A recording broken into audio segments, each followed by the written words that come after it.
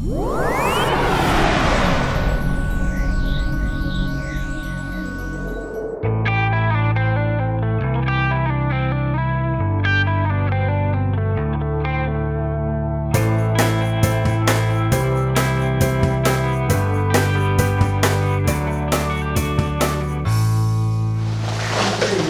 lo que voy a plantear aquí son algunas características de la vegetación de la Sierra de Enguera. Es decir, que voy a hacer una descripción de todo aquel tipo de vegetación, tanto árboles como arbustos y herbáceas, que nos podemos encontrar si nos pateamos parte de nuestra sierra, ¿no? Entonces, la idea es más o menos plantear esto, y por otro lado también hablar sobre las microreservas de flora, que son algo importante a tener en cuenta también, ¿no? Para tener una visión global de qué tipo de vegetación tenemos a la hora de si se produce un incendio, qué es lo que podemos perder y cuáles son las características de la vegetación para favorecer o no favorecer el incendio y por qué están ahí, ¿vale? Y entonces, espero que no sea muy pesado, porque voy a hacer una descripción más o menos de, en principio voy a empezar por el tipo de árboles que podemos encontrar en nuestra sierra. Y el árbol predominante es el pino carrasco, Pinus halepensis. Voy a hacer solamente esta cita del nombre científico, Pinus halepensis. Y en las demás especies también es interesante dar su nombre científico, pero bueno, para no cansar demasiado solamente daré el nombre vulgar más frecuente, ¿no? Bien, entonces, este es un árbol con tronco y ramas retorcidas, con corteza de color gris. Las hojas se llaman acículas, son finas y verde clara. Las piñas son de tamaño medio. Todo esto lo digo porque ahora cuando hable de otros tipos de pinos, pues para ver las diferencias, ¿no? Se trata de un árbol que, aun siendo natural de nuestro territorio, no forma parte de los bosques maduros y estables, que es lo que ha comentado mi compañero Carle, sino de etapas de degradación de esto. Se utiliza mucho para repoblaciones forestales por ser poco exigente y de crecimiento relativamente rápido. Debido a su gran contenido en resina, es una especie que arde con mucha facilidad, favoreciendo la propagación de los incendios forestales. Su madera es de baja calidad y hoy en día es muy poco valorada.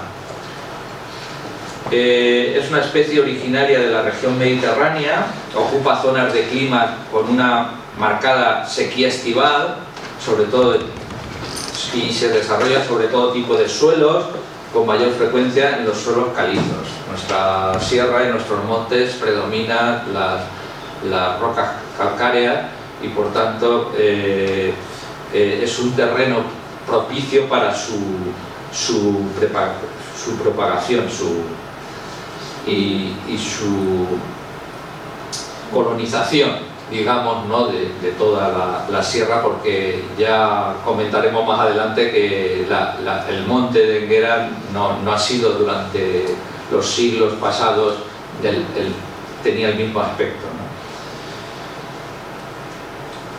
Bien, forma extensos pinares monoespecíficos, que eso también a nivel de lo que decíamos de los bosques, pues claro, al ser una especie predominante, monoespecífica, a nivel ecológico, pues los sistemas que forma son bastante pobres. Y se desarrolla también mezclado con otro tipo de pinos que hablaremos más adelante. Este pino es una curiosidad, ¿no? Que me imagino que la conocéis, está en mutualismo con los níscalos o robellones, que aquí llamamos quebrazos. Su principal valor es paisajístico, porque es un elemento que evoca el ambiente mediterráneo y también tiene un gran valor como elemento protector de la erosión del terreno, ¿no? Que también se ha comentado antes como un elemento importante, ¿no? Su madera es de baja calidad, se destina a la fabricación de piezas pequeñas para cajetería, partículas para tablero, leña y a veces para pasta de papel.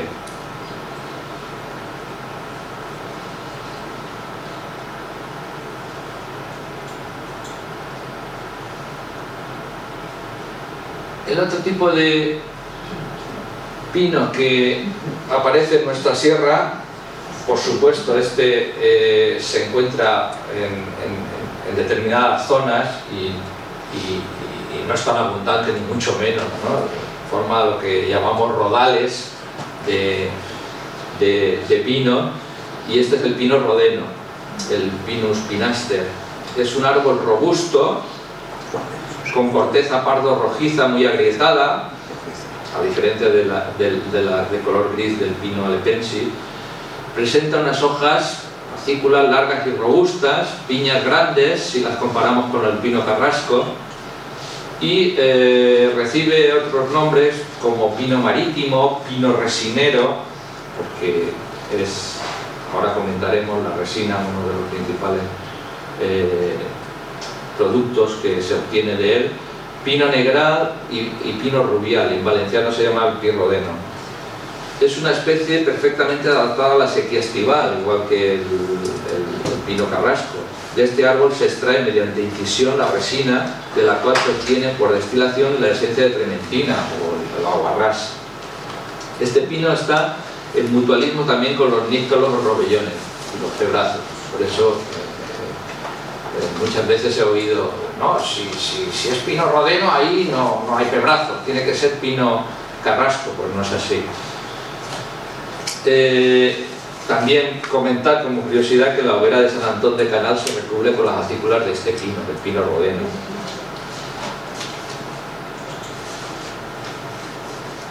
Otro de los pinos que podemos encontrar, y este sí que ya es muy escaso, solamente yo conozco y me he pateado bastante el monte, pues 5 o 6 sitios donde puedes encontrar 15 o 20 ejemplares, y es el pino piñonero, el pino pinea. Este tiene una corteza de color pardo rojizo y su copa tiene una forma de parasol. Aquí se puede ver este ejemplar, que es el pino romo. Es un árbol monumental que tenemos aquí y que cuando se hizo esta foto pues gozaba de una inigualable salud, pero ahora está el pobre sobreviviendo como puede, y lo que pasa es que tampoco podemos hacer nada en su intervención. Lo único positivo es que alrededor de él han salido otros ejemplares, hijos de este árbol, que bueno, pues es un futuro prometedor para la especie, ¿no? En castellano también se le llama pino doncel, pino albar, pino manso, valenciano pimpiñer.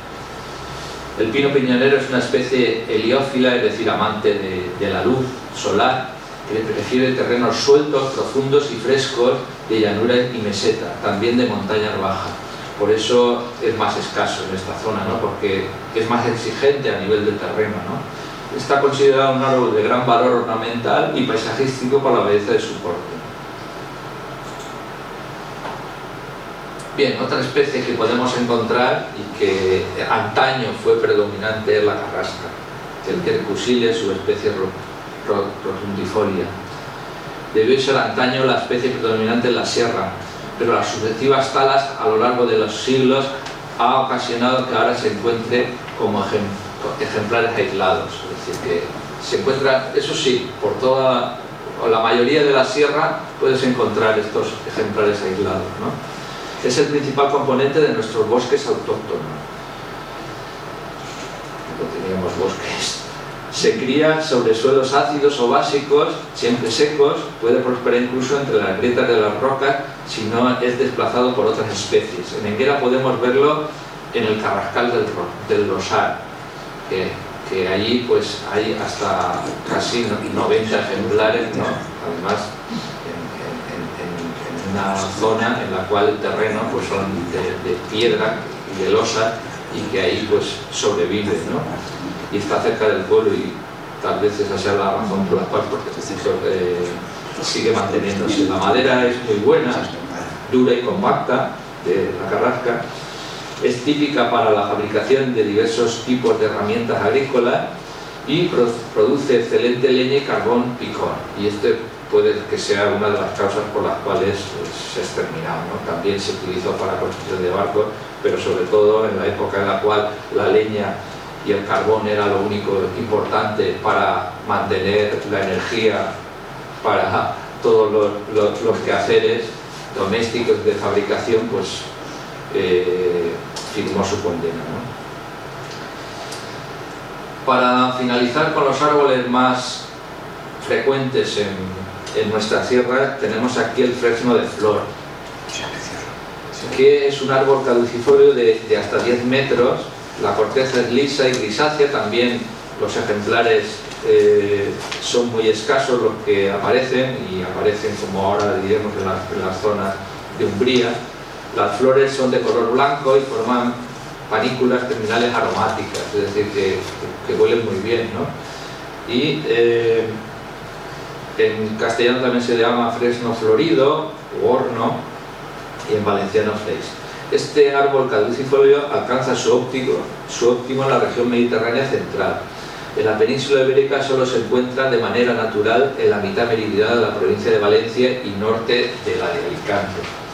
Ya digo que no es muy abundante, y hay que buscarlo siempre en las barrancas y en las zonas de umbría, ¿no? Que tiene cierta humedad. Los arrieros gustaban de las ramas del fresno florido, ya que por su elasticidad eran muy adecuadas para arrear a las bestias. Bien, vamos a pasar ahora a la parte de los arbustos más frecuentes que podemos encontrar en nuestra sierra, y en primer lugar aparece el lentisco, que en castellano se llama también mata o charneca, y en valenciano lentisque. Forma parte del matorral mediterráneo y da lugar a formaciones estables que rebrotan fácilmente después de los incendios. Una planta rebrotadora, y por tanto pues está ahí, y después de los incendios rebrota con bastante facilidad. Este arbusto puede llegar a tener porte arbóreo, y un buen ejemplo de ello lo tenemos también como el lentisco monumental, de árbol monumental, que tiene 5 metros de altura, que se encuentra en Peñasescala. Es decir, un ejemplar que con 5 metros lo podemos considerar ya como un árbol, ¿no? Su madera es de excelente calidad. Después, otro de los arbustos importantes que podemos encontrar, cuando digo importantes porque se encuentran por toda la sierra, es la coscoja, el quercus coccífero. Arbusto de hojas perennes con ramas rígidas, densas y enmarañadas que aparecen desde la base. Debido a la densidad de sus ramas, ofrece un eficaz refugio a los animales, y sus raíces retienen muy bien el suelo, evitando la erosión. Luego es un elemento importante a tener en cuenta. En valenciano se le llama coscoy o coscoya, y son la primera etapa de la degradación de los carrascales. Un dato importante que tenemos aquí. Bien, otro de los arbustos importantes es el madroño, el Arbutus unedo, que es un árbol o arbusto erecto y muy ramificado. De hecho, también tenemos algún árbol monumental que es un madroño hecho árbol ya, ¿no? Tiene flores blancas reunidas en panícula terminal. Los frutos son carnosos y rojos y son comestibles. Se cría junto a carrascales a carrascas y pinos, ¿no? Le gusta las umbrías. El fruto, tomado en grandes cantidades, resulta algo indigesto y produce dolor de cabeza. La curiosidad, ¿no? Otro de los arbustos que podemos encontrar es el enebro de la miera, que es un arbusto o pequeño arbolillo de forma globosa o cónica. El fruto es redondeado y de color marrón rojizo. En castellano se llama cada también, y en valenciano ginebró. Se cría con abundancia en los carrascales secos. También forma parte importante de los coscojares y lentiscales. La madera es de grano fino, no se pudre y es muy aromática. Se usa en ebanistería, en marquetería, para fabricar lápices y pequeñas piezas torneadas. Siguiendo con los arbustos, tenemos aquí este que no no sé, yo siempre que he ido algunas veces con alumnos para enseñarles in situ los arbustos que podemos encontrar en la sierra, y cuando he ido con gente a buscar níscalos y tal, pues pasa desapercibido totalmente el espino negro. Es un arbusto con tallos leñosos acabados en espinas. El fruto es una drupa redondeada, al principio verde y cuando está maduro negro. Se encuentra con frecuencia con los coscojares, los pinares, los barrancos secos y heliófilos, es decir, es también amante del sol. Otro espino, que también aparece de forma aislada, pero es muy espectacular, sobre todo cuando está en floraciones, es espino albar, que es un arbusto, arbolillo caducifolio y espinoso que puede alcanzar hasta 4 metros de altura. Tiene flores numerosas de color blanco y es también muy aromática. La floración es, aparte de espectacular, que huele muy bien. En castellano se le llama también majuelo, en valenciano arch blanc o cirerer de pastor. La madera produce buen carbón vegetal y es una especie muy variable, y se han descrito numerosos taxones intraespecíficos. Es decir, que tienen muchísima variedad. Y aquí he puesto el palmito, que estrictamente no es un arbusto, es una palmera, pero sí que tiene un porte arbustífero, ¿no? Es la única palmera autóctona de Europa, es una palmera enana con aspecto de arbusto. Los frutos son carnosos, de color verde al principio y pardo rojizo cuando madura. Se les conoce popularmente como dátiles de zorra.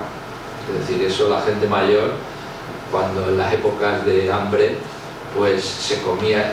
Son bastante amargos, son un poco amargos, ¿no? Pero que cuando había hambre, cuando se pasaba hambre, era una fuente de alimento bastante importante, ¿no? En castellano también se le llama palma enana, en valenciano margalló, y en enguera pues lo llamamos margajón. Está prohibido arrancar los palmitos porque ahora, no sé si lo he dicho, sí, viene aquí, que es una especie rebrotadora. Entonces, claro, si le arrancamos para sacar el margajón, que ahora comento que es la parte interna, pues claro, después ya no rebrota. Luego está prohibido totalmente arrancar los palmitos. Forma parte de matorrales perennifolios con lentiscales, aliagas y coscoja. Rebrota fácilmente después de los incendios forestales. De hecho, es uno de los primeros que rebrotan, ¿no? Antiguamente se empleaban sus hojas para la fabricación de escobas, cestas, esteras, sombreros y otros objetos de cestería. Evidentemente, coger las hojas y arrancarlas se rebrota y no se producía ningún perjuicio. Los cogollos centrales que hay en su tallo subterráneo son muy apreciados por su sabor. Entonces, pues antiguamente se iba de margajona al monte y se arrancaba. Claro, hoy en día eso está totalmente prohibido por las razones que ya hemos comentado. De todas formas, en algunos restaurantes utilizan estos cogollos para elaborar exquisitos platos. Y también se emplea como planta ornamental, pero claro, estos son ya cultivadas, son especies, es el palmito, pero cultivado, no se puede arrancar. Uno de los arbustos más importantes para el monte, que está por todos los sitios, es la liaga, el Udes parviflorus, que es un arbusto espinoso de color verde claro, densamente ramificado, con numerosas flores amarillas. Igual que el pino carrasco, la liaga arde con gran facilidad. En castellano también se le llama aulaga, en valenciano arguelaga vera, y en enguera le llamamos enchilada. Se desarrolla en lugares rocosos, abiertos y soleados, especialmente sobre sustratos calizos. Es decir, que nuestro monte le ofrece estos hábitats, pero bueno, por todos los lados. Alcanza su máximo desarrollo en las zonas repetidamente incendiadas. Es decir, que eso también hay que tener en cuenta. Antiguamente se empleaba la liaga seca para, una vez encendida, quemar la piel del cerdo en la matanza.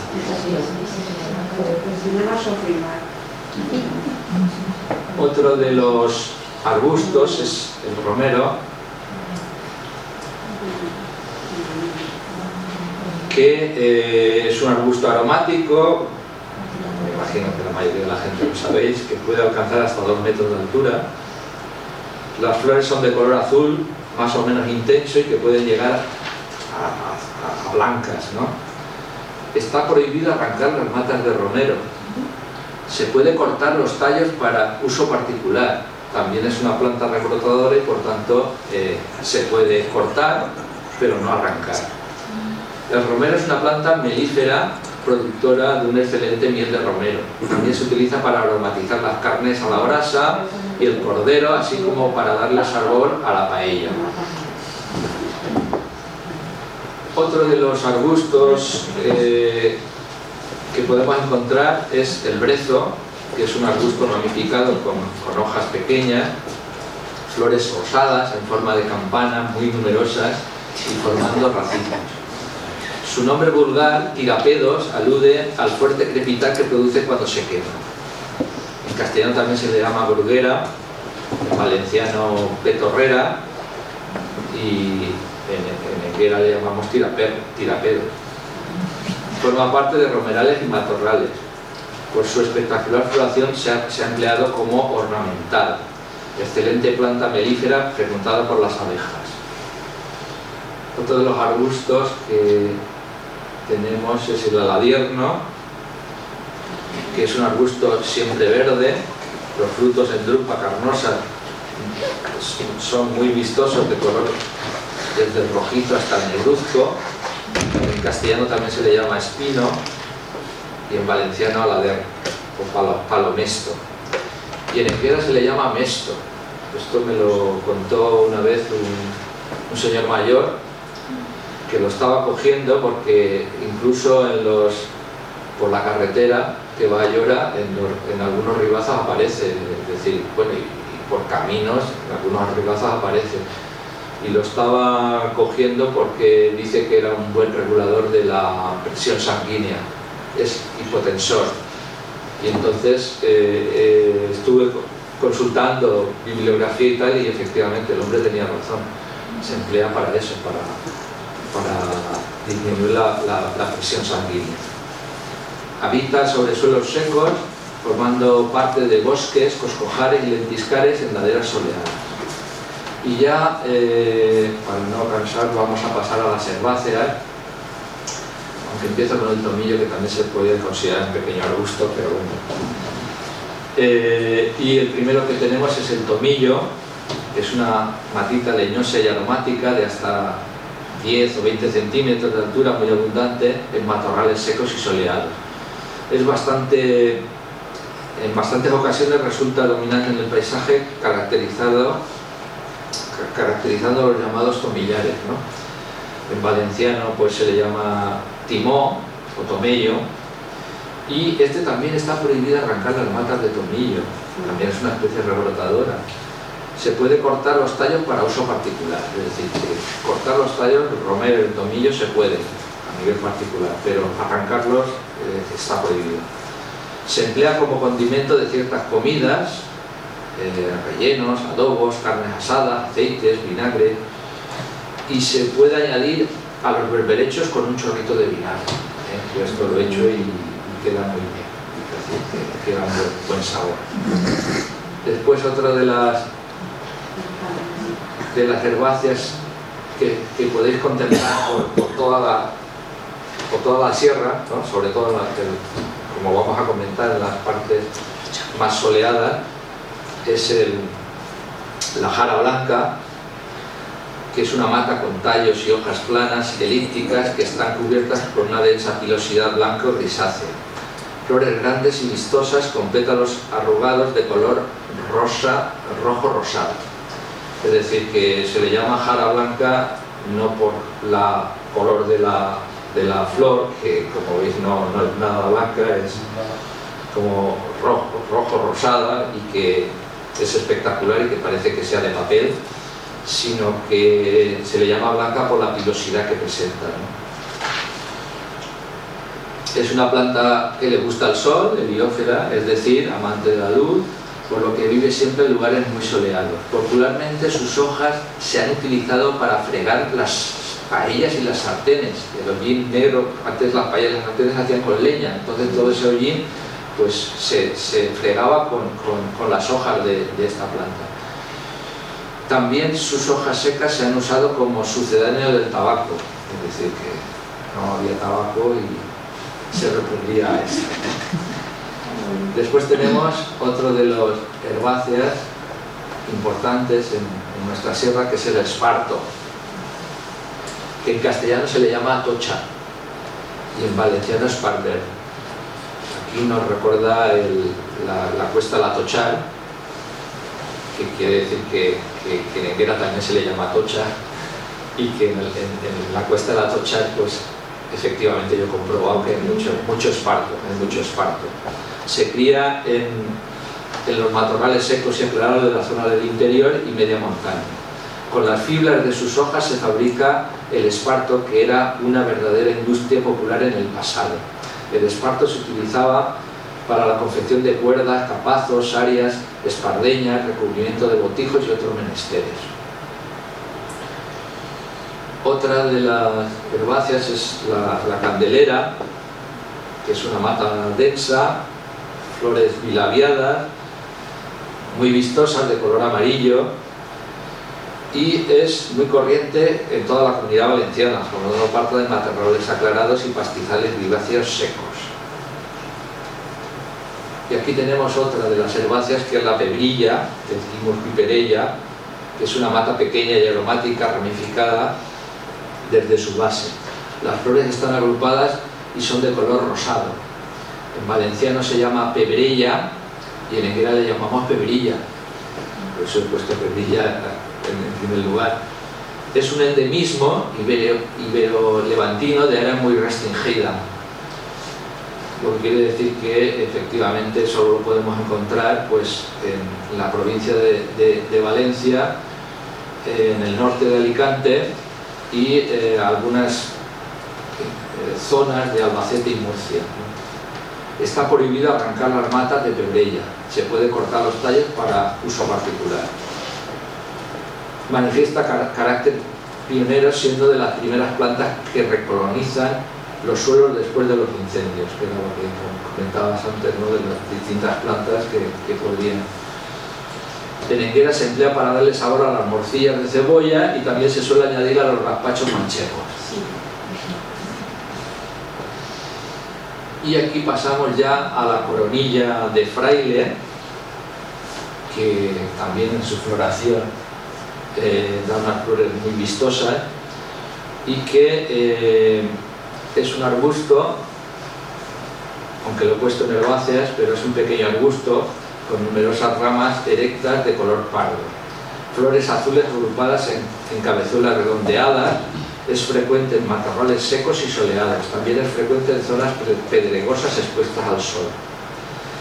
Y con esto pues hemos hecho un repaso a lo que podemos encontrar a nivel de árboles, arbustos y herbáceas por toda la sierra, y que muchas de ellas os habrán sonado sus nombres porque son muy frecuentes. Voy a hacer un repaso, no sé cómo andamos de tiempo, un repaso de las microrreservas que podemos encontrar en nuestra sierra. Las microrreservas de flora son espacios naturales especiales. En ellas existe una representación de la biodiversidad vegetal, en especial de las especies endémicas, raras o amenazadas, y de las formas singulares de la vegetación natural de una determinada zona.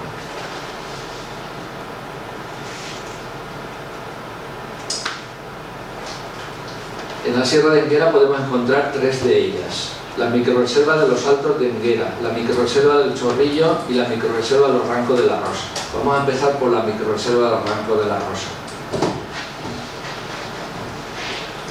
Allí podemos encontrar especies como la sabina negra, son especies prioritarias y por eso se ha declarado como microrreserva. Esta sabina negra, su madera es muy resistente y se usa en ebanistería y tiene un olor desagradable.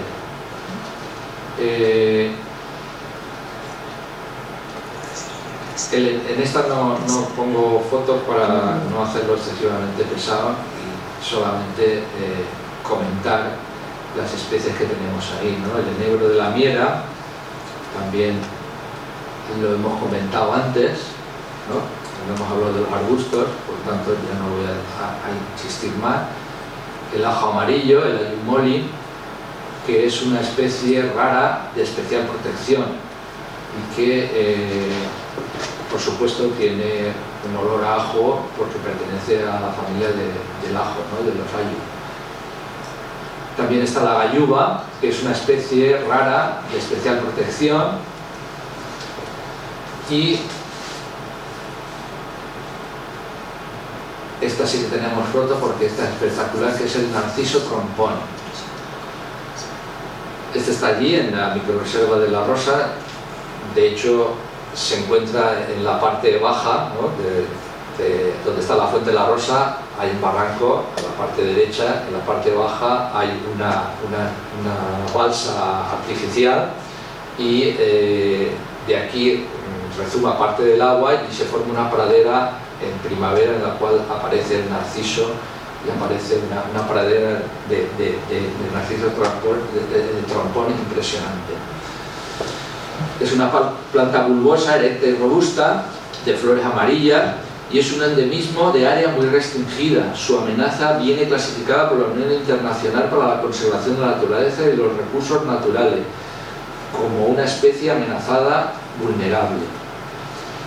También en la misma zona, cerca de donde nacen los narcisos, está el brezo de Irlanda, que es un arbusto de hasta 2 metros de altura y que pertenece a la familia de los erica, ya hemos dicho del tirapedos, ¿no? Es una especie no endémica rara. Después está el sauce cenizo, que también es una especie rara de especial protección, y una especie también muy interesante es esta, que es la vigorera del Caroch.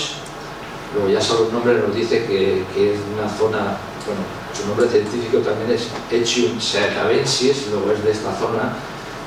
De hecho, pues está aquí en la microrreserva, y yo la he visto también en algunas zonas del Caroche, y por Ayora también hay algunas zonas que se puede encontrar, pero que ya no podemos encontrar más. Es una especie también endémica, de distribución geográfica muy restringida, amenazada y en peligro de extinción. Por último, hablar del poleo de roca, que también es una especie endémica, y de la pepilla, que ya hemos hablado antes, que también es un endemismo de área muy restringida, como hemos comentado antes. Otra de las microrreservas que tenemos es la microrreserva del Chorrillo, que está situada muy cerca de la Casa del Chorrillo y ocupa una superficie de 17,7 hectáreas y pertenece al término municipal de Enguera. Y empezaremos hablando de la joya de la corona, que es la grasilla, y que es una especie insectívora, es decir, que se alimenta de insectos y que las atrapa con las hojas. Las hojas están revestidas de pelos glandulosos, tienen glándulas, que segregan una sustancia azucarada y viscosa que atrae y retiene los insectos. Vive en las grietas de las paredes verticales, calcáreas y rezumantes orientadas al norte, donde predomina la humedad, por lo que nunca le llega al sol directamente. Por eso está ubicada en el barranco de la Hoz, que presenta paredes con estas características, porque si no presenta estas características no aparece. Entonces es muy específico los lugares donde se puede encontrar. Al vivir en paredes calcáreas donde escasean los nutrientes ricos en nitrógeno y fósforo, que son indispensables para la fabricación de las proteínas de la planta, debe recurrir a una estrategia particular que consiste en segregar, a través de esas glándulas que hemos dicho, de los minúsculos pelos de sus hojas, una sustancia azucarada y pegajosa, se le llama un fílalo, que atrae a diversos insectos. Yo he visto mosquitos, arañas, polillas, hormigas, etc. Esta es la flor. No es la flor la que atrae a estos insectos, sino que la flor la utiliza tiene distintas formas de reproducción, y la flor la utiliza para la reproducción sexual cruzada, en el cual el insecto entra de culo hacia el interior de la planta, pero que, insisto, ahí el insecto sale y se va a otra planta para producir la reproducción sexual. Solamente aquellos insectos que caen en las hojas son los que quedan atrapados.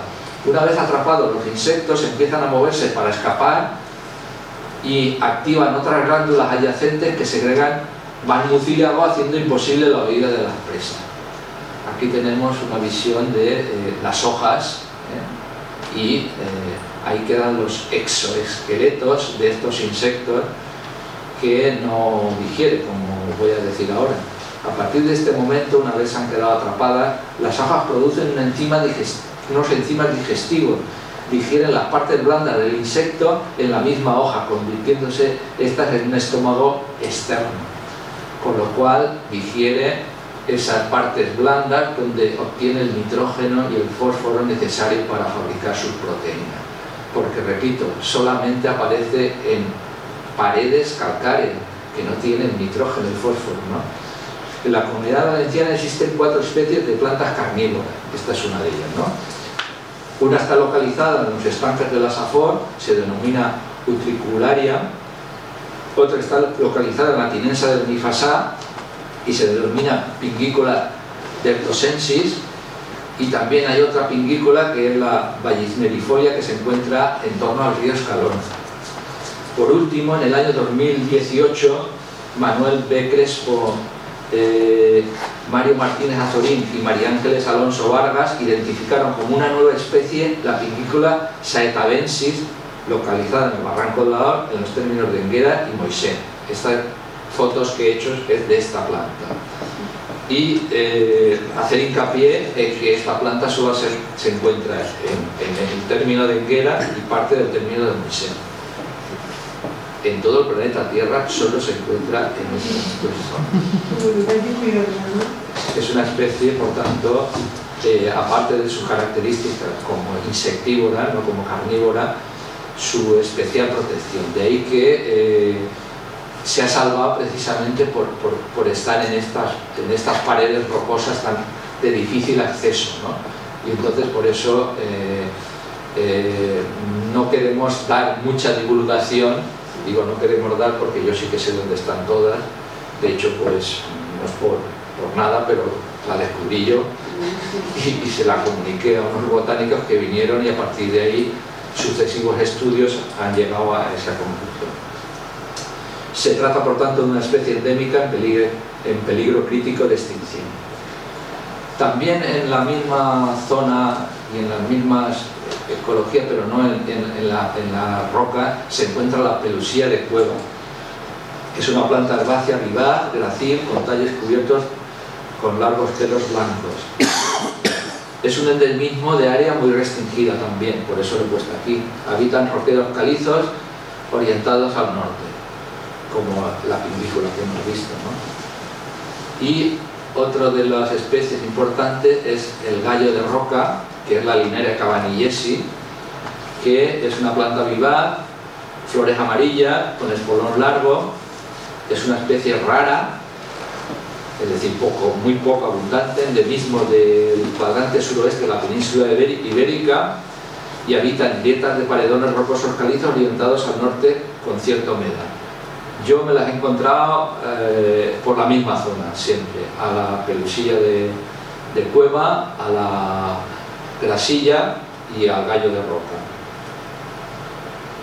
Después tenemos el espino de roca, que es otro tipo de espino. Hemos hablado del espino negro, pero este es espino de roca, coloniza fisuras y grietas de rocas calcáreas, penetrando los roqueros expuestos a solana.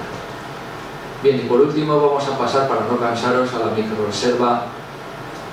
microrreserva de los Altos. La microrreserva de los Altos está situada muy cerca de la Casa del Almajo. Ocupa una superficie de 1,04 hectáreas y pertenece al término municipal de Enguera. Las especies prioritarias que podemos encontrar allí es, sobre todo, esta, el rabo de gato lanoso. Es lanoso también por la pilosidad que presenta en sus hojas y en sus tallos, ¿no?, que retienen muy bien la humedad, ¿no?, por condensación. Es una matita ramosa con tallos y hojas blanquecinos, y debido a la pilosidad densa que la cubre, pues por eso tiene aspecto blanquecino, que es lo que hemos dicho, ¿no? Es un endemismo exclusivo de área, se distribuye por las serranías de la parte central meridional de la provincia de Valencia. En concreto se localiza en la zona del Macizo El Caro y la Sierra de Enguera Ayola, es decir, que también esta solo la podemos encontrar en estas zonas, ¿no? Después tenemos el fresnillo, que es el Dictaminus hispanicus, que es una planta vivaz, perenne y aromática que habita en matorrales no demasiado secos. En castellano se le llama también tarraguilla o anís estrellado, porque tiene un olor anisado. En valenciano se le llama timor real o gitán, herba gitana o herbero. Ahora diremos por qué. Es un endemismo del este ibérico que se distribuye por la mayor parte del territorio valenciano, siendo más rara hacia el sur. Nosotros estamos hacia el sur, sin embargo, pues claro, no es muy abundante, pero sí que en la microrreserva podemos encontrar, pero yo lo he encontrado en el Piquet, en la zona de las antenas del Piquet, allí he encontrado, ¿no? Entonces es un endemismo, como ya hemos dicho, y en los Ports de Morella, por curiosidad, se prepara con esta planta un licor denominado gitán, por eso le llaman gitán, ¿no? Y ya por último, para terminar, está la lechetresna de Calveros, que también se le llama bambollera groga en valencià, colletrera terrera, y que no es la lechetresna que encontramos por aquí, por los campos, en mucha abundancia, ¿no? Esta es una especie que es Isatidifolia, que son del mismo género, pero que la especie es diferente. Toda la planta es tóxica por contener un látex que irrita la piel y produce bambollas. Es un endemismo de la península ibérica. Y con esto pues espero no haberos aburrido demasiado, y he dado una descripción por encima de todo lo que podemos encontrar.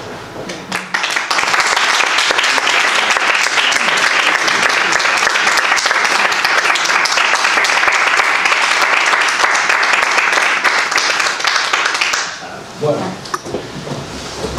Santiago, decirle que en ningún momento ha sido aburrido, ha sido muy interesante. El herbero, también habéis oído esa palabra, el anís estrellado se utiliza aquí. Yo lo he encontrado mucho en la Sierra de Enguera, bastante más de lo que parece. Se nota bastante, porque cuando pasa aquí lo tocas por al lado, enseguida huele a anís. Y si te acercas aquí lo miras, es una planta muy... Y cuando miras la semilla también parece una estrella. Por eso le llaman también anís estrellado. Ahí lo necesitamos. Es fácil de reconocer cuando lo pasas por al lado y lo tocas. Alguna gente que he oído hablar, que he hablado con ellos, gente mayor que me llevó la primera vez a verlo, lo he visto, me dijo que en Enguera lo utilizaban para colgarlo en los armarios para las polillas. Se ve que nos acercaban por el olor. Y otra cosa que hay que tener en cuenta es que no hay que toquetearla mucho las hojas, porque produce manchas en la piel, produce unas manchas.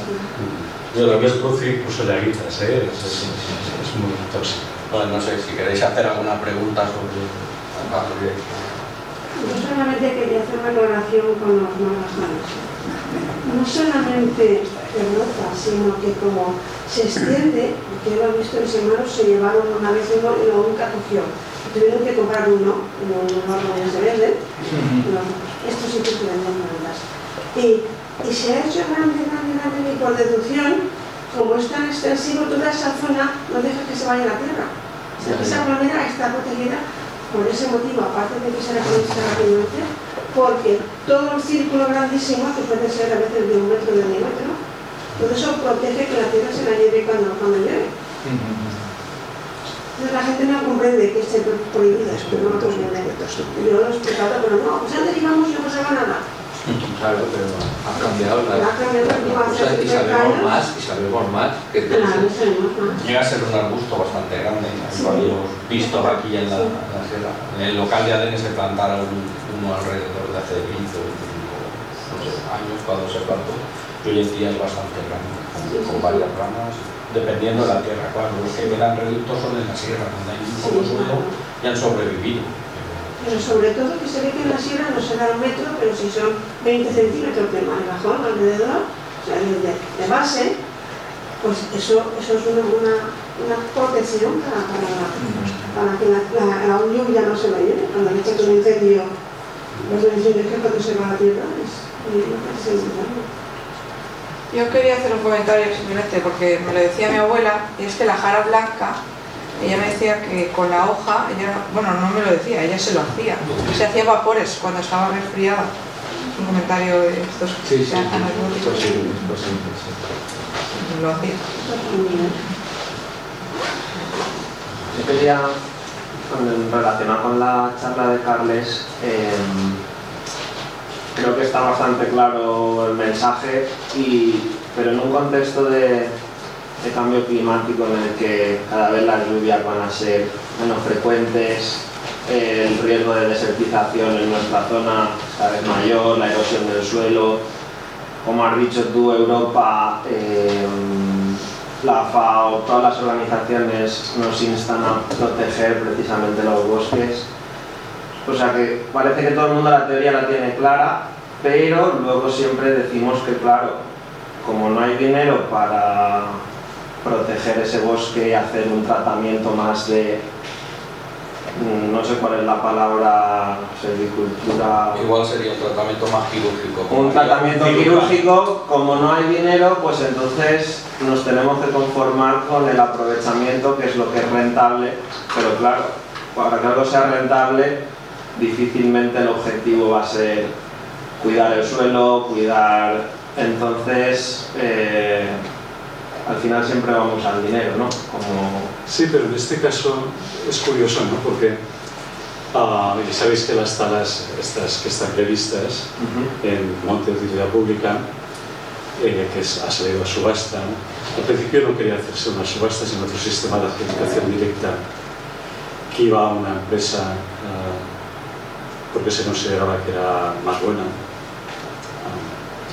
Y no sé si fue porque Agro planteó que ese sistema era muy anómalo y raro y tal. La cuestión es que eso se interrumpió cuando estaba ya casi cantado y se ha vuelto a hacer una subasta que es más normal, pero tiene algunas particularidades, ¿no? Aparte del sistema que han cogido. Sabéis que no ingresará nada el ayuntamiento, o sea que lo que se paga no es en dinero, sino en especies, en más talas o en más actuaciones, que se debe suponer que son mejoras, pero no sabemos qué tipo de mejoras, o sea que realmente lo único que sacará dinero de ahí va a ser la empresa que se llevará la madera, pero... Reformulo la pregunta. Teniendo en cuenta que los bosques son prácticamente la única forma de absorber CO2, de retener agua que nos va a ser vital para la subsistencia, ¿podemos permitirnos el que empresas privadas talen nuestro bosque para sacar un rendimiento económico, no con un interés proteccionista, ecologista, como... Hombre, yo creo que la respuesta tú mismo la muestras. Yo creo que lo que debería hacerse es dejando que haya lugares donde a lo mejor sí que hay una explotación viable, rentable y donde no se haga un impacto muy grave, que podrían haberlos, pero son muy escasos porque el precio de la madera hoy en día es muy bajo. La biomasa no sería rentable de ninguna manera más que con subvenciones, y las subvenciones es dinero de todos que estamos poniendo ahí. Entonces, bueno, pues diga, en algunos lugares sí que puede tener sentido si es viable económicamente y la explotación no es desastrosa, porque muchas veces para digamos, mejorar los beneficios lo que se hace es entrar a saco con graves impactos que no debería ponerse. Pero en el resto debería primar la función social y vital y ecológica, y que podría ser remunerada, porque, vuelvo a decir, sí que hay fondos europeos para compensar esto, y debería haber una estrategia, contribuir a que entre todos se formara, de combinar protección de la naturaleza, actividades agropecuarias, pero no pensando en la cantidad, sino en la calidad y en la denominación de origen, y que sean razas o variedades escasas y que vinculadas a una zona protegida pueden subir de precio. Si veis, por ejemplo, determinada marca de agua que funciona mucho por ahí, dice agua de una reserva de la biosfera. Ya ni dice agua de manantial, ni purísima, ni nada, dice agua de una reserva de la biosfera, y vale más cara que otras porque dice que es agua, y es cierto y no lo puedes negar, porque es del Montseny. Entonces, quiero decir que realmente no haya una rentabilidad vinculada a la madera o a la biomasa, salvo casos muy contados, y el perder eso es perder mucho capital, que si lo contáramos en dinero, en el valor de reposición serían muchos millones, y lo vamos a notar en el momento que no lo tengamos. Ahora ya deberíamos habernos dado cuenta porque ya es escaso, pero vuelvo a decir, claro, es mucho más valor el que perdemos que el que ganamos, y desde luego los habitantes de Enguera pues no van a ver un duro, y van a ver pues unas actividades que es curioso, en el contrato que se ha hecho no sabemos exactamente qué medidas son, y que yo sepa no está publicado tampoco en ninguna parte, o si está, no sé. Como entidad ecologista le hemos pedido reiteradamente al Ayuntamiento, estamos personados en el procedimiento y por lo tanto por ley debería de comunicársenos los detalles, pero no se nos ha comunicado en qué consistirán esas tareas de mejora. Es muy curioso que las mejoras se tengan que hacer en el mismo sitio donde se va a cortar la madera. Uno va a pensar que, bueno, que se cortará todo y una parte será madera rentable y la otra será mejora evidente. Bueno, o no sabemos. El problema es que no lo sabemos y que el concepto de mejora, pues si no se especifica, no se dice para qué, con qué objetivos y de qué manera, pues no sabemos si va a ser una mejora o no, y deberíamos saberlo. En todo caso, es muy difícil con los precios que tiene hoy en día, los beneficios que se obtienen, hacer bien las cosas, y por desgracia pues ya se paralizaron las anteriores talas porque se cometían abusos, se cortaban árboles que no deberían de cortarse y se dañaba muchas veces la vegetación importante y se afectaba al suelo y se trabajaban pendientes elevadas. En el pliego de condiciones no figura apenas ninguna condición restrictiva. Cuando sabemos que hay pliegos de condiciones de algunas talas que se han hecho en lugares que no tenían los valores que tienen estos, donde sí que se especificaban especies que no debían de tocarse, se hablaba de pendientes, se hablaba de evitar claros demasiado grandes, etc. No sabemos qué tipo de árboles se van a cortar, se dice que preferentemente los que tengan torcidos y tal, pero no se habla de diámetros que no se vayan a tocar. Viendo que el interés de la madera, probablemente se corten árboles gruesos, lo sabemos, pero es que no está indicado ni establecido. Entonces, pues hay muchos motivos para pensar esas talas van a dañar el medio ambiente y no van a ofrecer beneficios importantes para nadie, excepto para alguien concreto. Y en todo caso se basan en un plan de ordenación, que vuelvo a repetir, menciona como actividad prioritaria la explotación, o sea, el uso productivo, cuando la normativa, bueno, la ley de Valenciana Forestal habla de que la función prioritaria, aunque puede compaginarse con otras, pero la prioritaria debe ser la conservación. Y sin embargo, este plan de ordenación se aprobó estrictamente en un periodo político distinto, hace unos años, cuando había también unos proyectos urbanísticos y de campos de golf, etcétera, muy desmesurados y que se aprobaban y luego no se han hecho o se han abandonado o han sido un desastre, pero bueno, se aprobaban. Pues se aprobó esto y claramente invierte los objetivos. En fin, eso es. De todas maneras es curioso, no han empezado que se sepan las talas y ignoro el motivo, pero es raro. Y en todo caso habría que ver, pues estar viendo que no se produzcan daños, porque esos daños pues no deberían, en fin, producirse. Cuando se habla de los objetivos sociales, digamos que de alguna forma, desde el punto de vista social, digamos que la masa social se concentra en las grandes ciudades. El problema está en la delimitación o el sacrificio equivalente a despoblación de las zonas rurales, ¿o no? Sí, desde luego. Pregunto, no. Desde luego que es un problema grave que existe, pero bueno, que ese problema no lo solucionan talas, por ejemplo, porque no va ni aquellas de la biomasa que se justificaban como lucha contra la despoblación. Hay que decir que solamente obtuvieron beneficios esas 7 empresas de madera, porque los propietarios del terreno incluso regalaban, generalmente regalaban la madera porque no iban a sacar nada y pensaban que no les iba a aportar.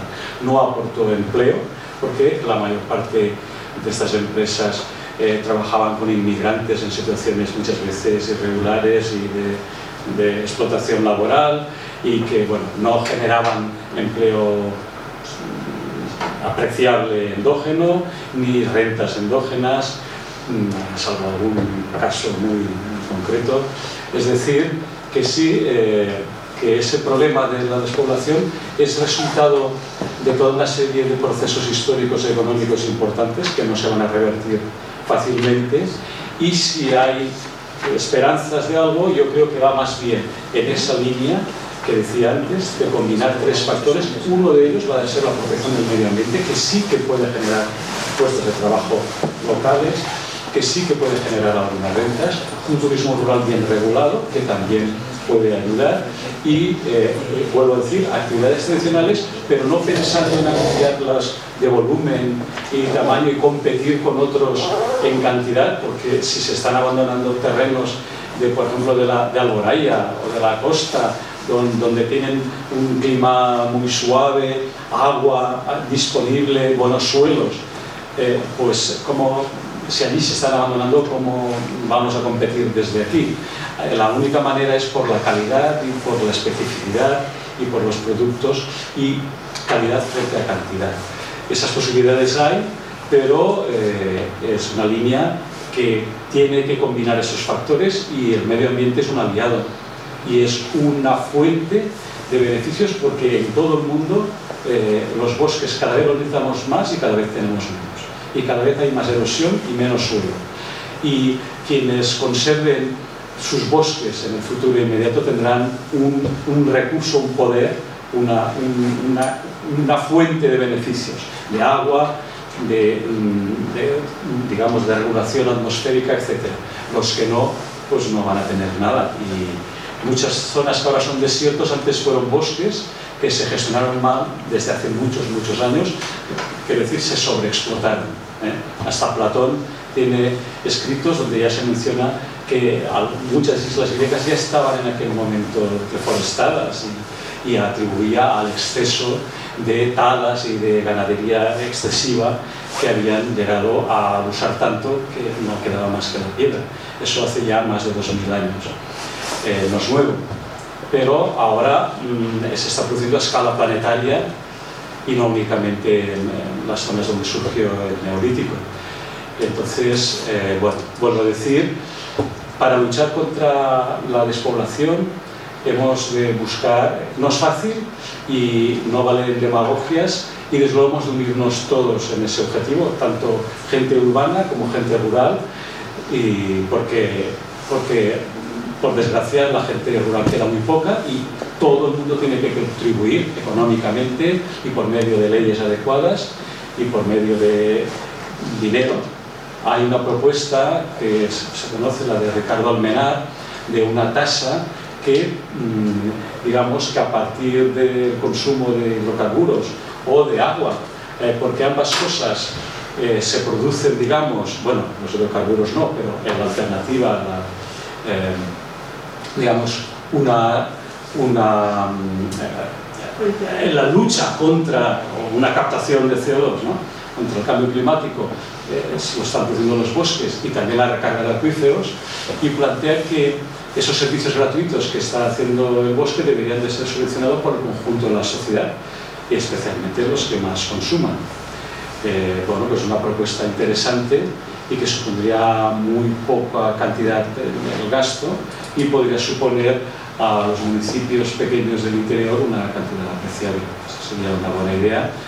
En fin, hay otras posibilidades, pero desde luego yo creo que todas pasan por conservar el capital natural, si no. Muchas gracias. No hay ninguna pregunta más. Agradecerle a los dos su exposición, su punto de vista, y a vosotros, a todos los que habéis estado aquí, pues, también vuestro agradecimiento de invertir vuestro tiempo en apoyar